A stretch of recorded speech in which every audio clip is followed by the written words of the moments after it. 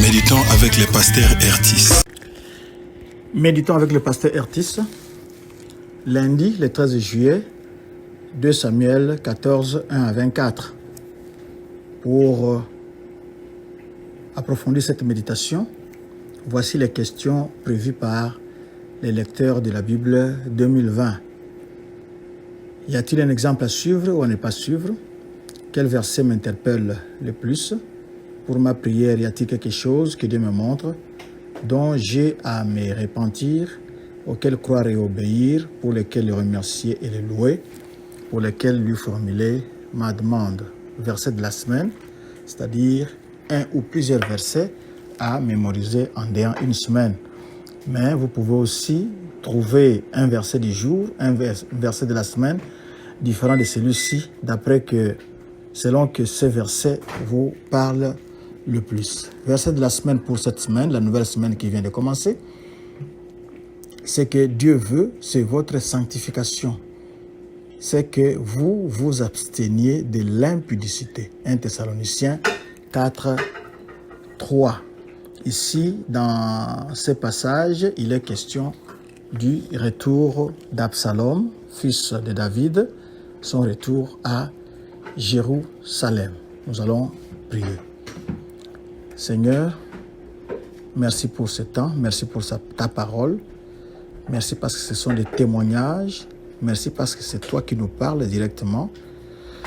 Nous voulons apprendre de toi, nous voulons devenir sages, nous voulons être sanctifiés par ta parole.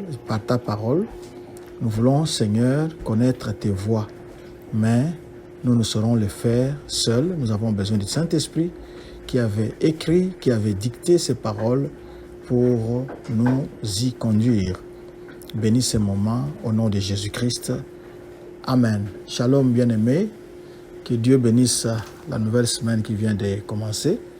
Si vous voulez retrouver cette méditation, nous vous prions de taper www.églisedoxadeo.com, c'est notre site web, ou bien vous pouvez nous retrouver sur notre page Facebook, Doxadeo Lushi, ou bien sur Twitter et YouTube, Doxadeo Lubumbashi.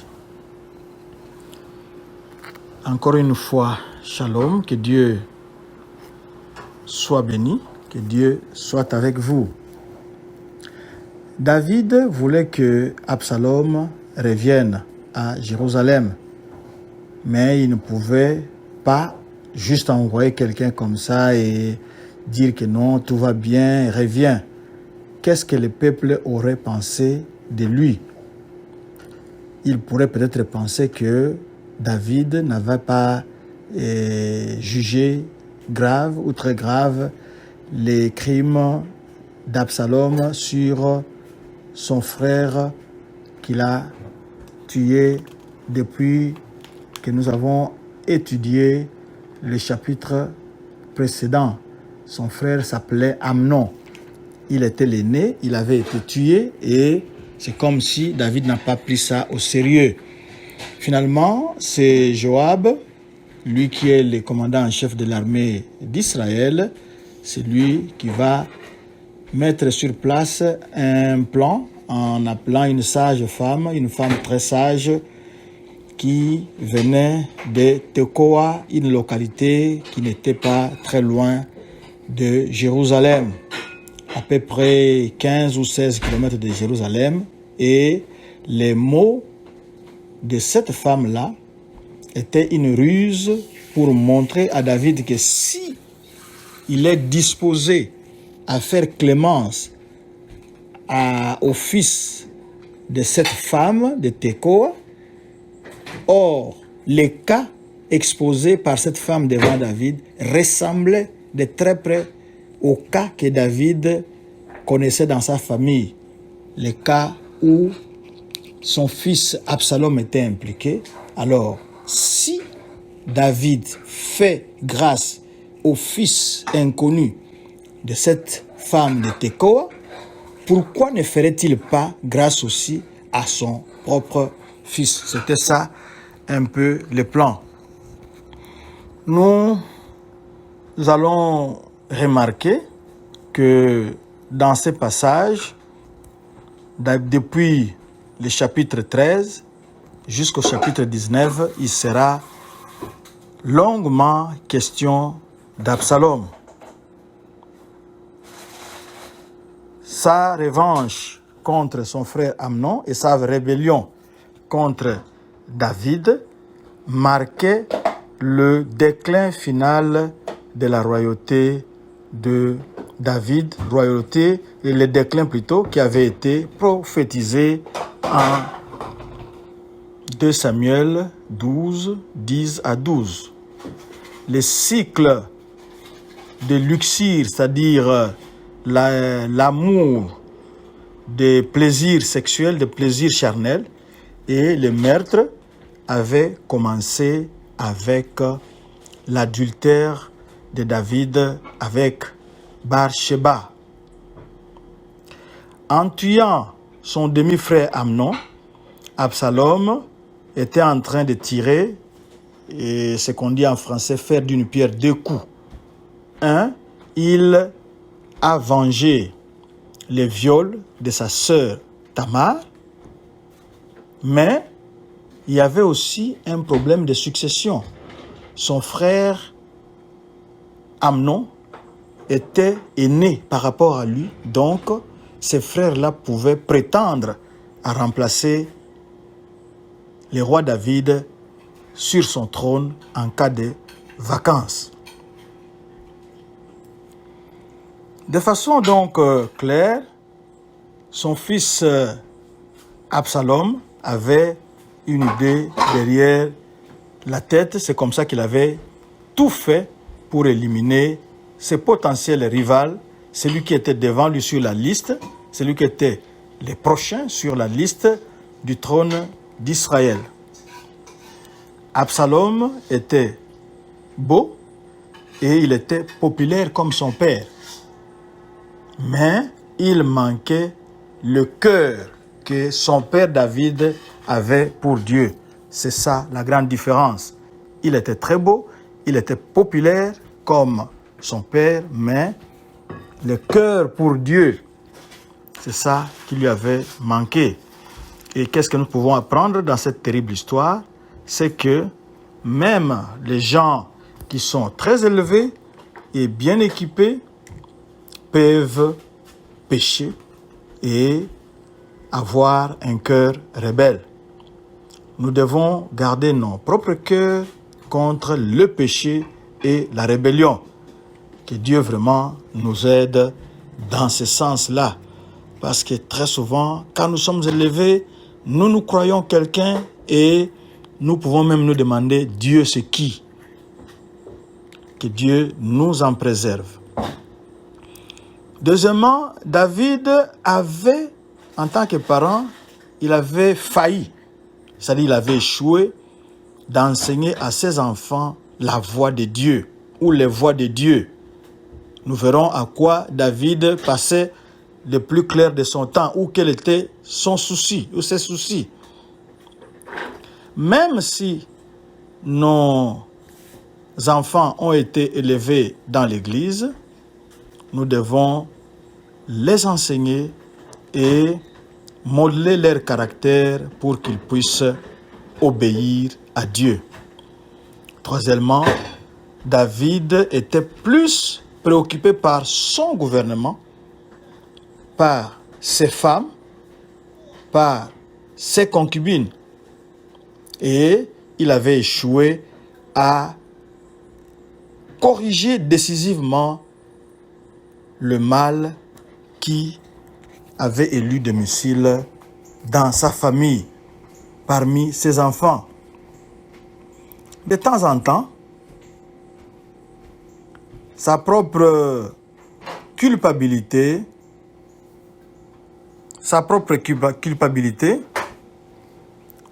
l'empêchait de discipliner ses enfants qui étaient en train de suivre son chemin. C'est-à-dire, il pratiquait les mêmes péchés. Nous avons vu comment Absalom avait agi comme son père. David avait commandé à Joab de placer Uri dans une mauvaise passe pour qu'il soit tué. Ce n'est pas David qui s'était mouillé lui-même, ce n'est pas David qui s'était sali les mains lui-même, il avait simplement donné un ordre. Et nous l'avons vu aussi avec Absalom, qui avait commandé à ces jeunes gens de tuer son demi-frère. Donc, il suivait l'exemple. L'exemple en morale est très très important. Quand vous êtes aîné, quand vous êtes parent, vous êtes papa, vous êtes maman, vous êtes un aîné de la famille, vous avez à bien surveiller votre comportement pour ne pas influencer négativement les autres qui vous regardent. C'est ce qui a fait que sa famille n'a pas bien marché parce que l'exemple vient d'en haut. Et quel était l'exemple qui venait d'en haut? C'était un mauvais exemple, exemple de rébellion, exemple de péché, exemple de luxure, exemple de meurtre. Alors, les enfants suivaient allègrement ce chemin. Nous devons tout faire pour briser le cycle de la luxure, c'est-à-dire de plaisir charnel, le cycle de la haine et de la rébellion. En le faisant, nous devons être impliqués à guider nos enfants dans la voie de la vie pendant qu'ils sont encore sous nos soins. Du verset 14 au verset 17, il y a un mot là-bas qui va revenir. C'est celui de la personne chargée de venger le sang de celui qui a été mis à mort. La loi, dans le livre des Nombres, au chapitre 35, versets 9 à 21, nous parle de cités, de refuges pour protéger contre celui qui devait tirer la revanche sur un meurtrier occasionnel. Et ce chapitre-là, ces passages cités, c'est-à-dire Nombre 35, versets 9 à 21, dit comment on pouvait poursuivre ces meurtriers involontaires.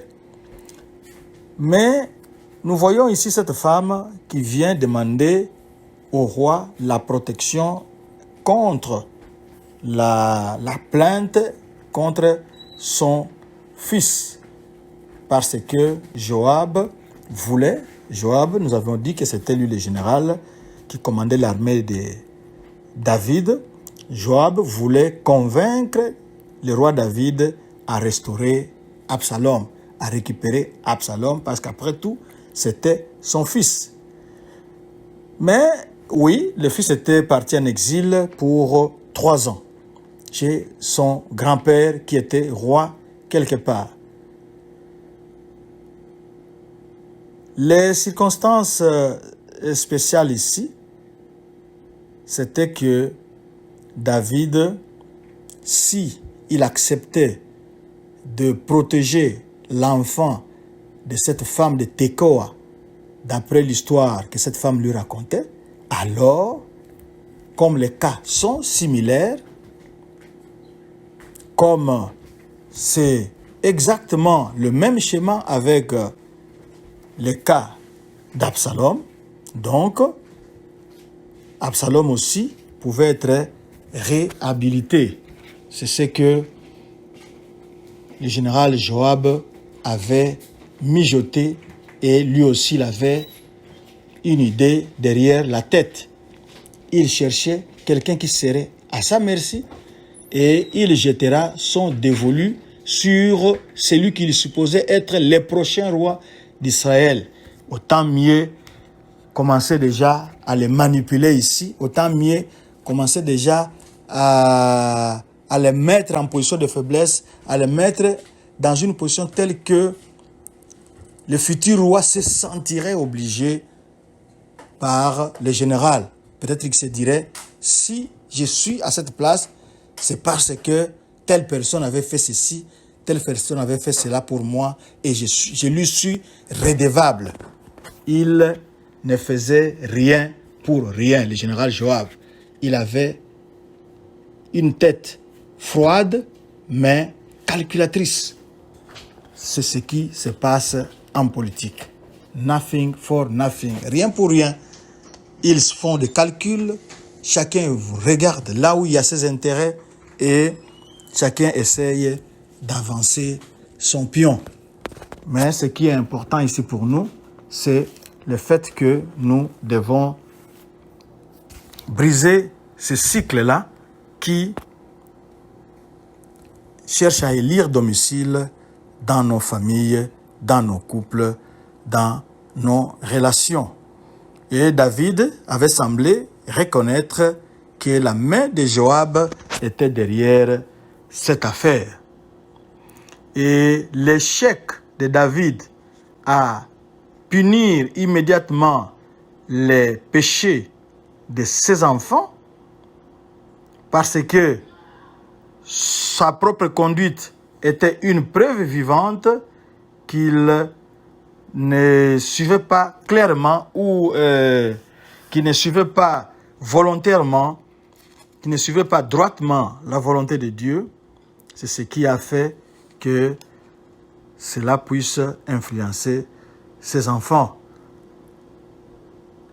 Nous devons demander à Dieu de nous aider dans ce sens-là et de nous guérir de ces mauvais pas. Prions.